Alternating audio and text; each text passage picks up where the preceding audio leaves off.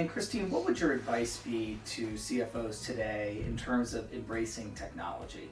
So that's an interesting question because I love the technology side of the accounting. I love the accounting systems, the business systems. So I would say the big thing about adoption is taking a look at your current systems, your current processes, and how you'll benefit from that adoption. And also get the adoption and the buy-in from all your users.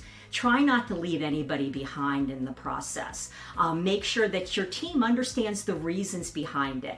What's going to be better for them? What's going to make their jobs easier? And also bring out what's fun about it. I love implementing new systems. I love working with the IT team. I love kind of bringing together that partnership. So make it fun, make it enjoyable for everyone.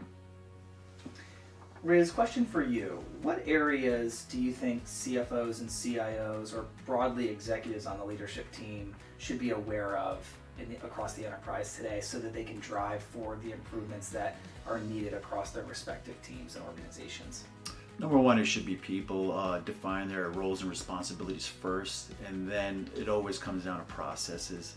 I continue to reiterate that processes is very important on the three-legged stool, which is people, processes, and technology.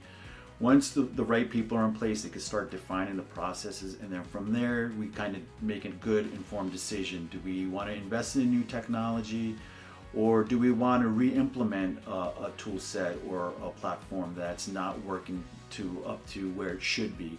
The last thing from a CI perspective, what we want to do is rip out any technology, because these technologies are large and they're really integrated with other business systems that are in your environment. So, and the dependencies are there, and these are really, really heavy lifts.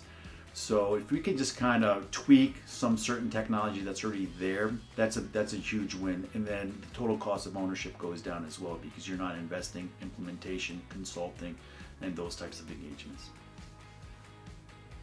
Okay, this question really is for both of you to think about. How do you work across differences in your approach? So what I mean by that is, if you guys were to, example, have competing priorities on a particular issue, who wins in that scenario? It's a great question. What we always look at is what's best for CNA. What's best for the organization as a whole. So we do have some times where we have competing priorities. So we take a look, we sit down, we communicate, we have several conversations. We may even bring in partners within the team and say, okay, what needs to be done? What things are we really having problems with? And if we really run into an issue, we'll reach out to Catherine and maybe other senior leaders within the organization and basically just have a discussion about it. I think the biggest thing, and I think something that Riz and I do really well, is we communicate all the time. Just not at our bi-weekly meetings, but daily. And I think that's the main thing where we can kind of get past, okay, if we have competing priorities, what's really best for the organization as a whole. Christine, question around transformation. It's such a broad term and you see it a lot out there today.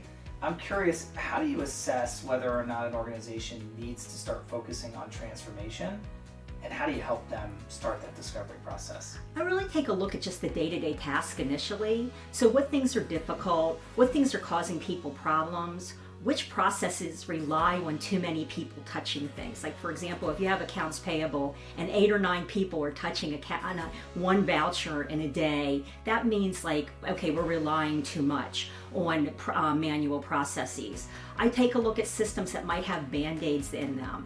Things where we have too much data in the system. If we have data that's dating back to the early 2000s, it's probably time to re-look at that system and say, is it time to do a refresh? So those are the types of things that I take a look at. Riz, anything to add? Yeah, transformation is really difficult too, because that old saying is culture will eat strategy for lunch, right? So if we can continue to educate, have training sessions, train the trainer, and then have in-person sessions, webinars to get that buy-in and to, again, build some excitement on why we're doing certain things and that we're here to make people's lives a lot easier from a working perspective.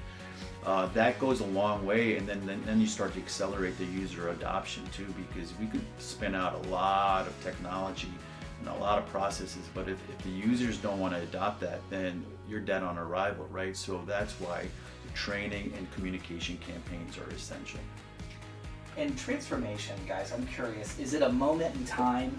Meaning, okay guys, we've decided we need transformation, we need it in these areas, and so we're embarking on this journey? Or is it an overarching theme that it's something that you're working towards via multiple systems, processes, things like that? How do you view transformation?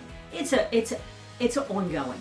So we have a 3-year roadmap, but we're updating that quarterly. So I think of that 3-year roadmap that's going to continue just to move out. And so it's always looking at your systems, always looking at your processes. The interesting thing is you might re-implement a system this month, and then 3 years from now say, gosh, you know what? It's time for us to take a look at different systems because the technology has changed. The environment, the culture has changed. So it really is an ongoing thing. It never just says, okay, we're done, and we close up for the day. It really is an ongoing process.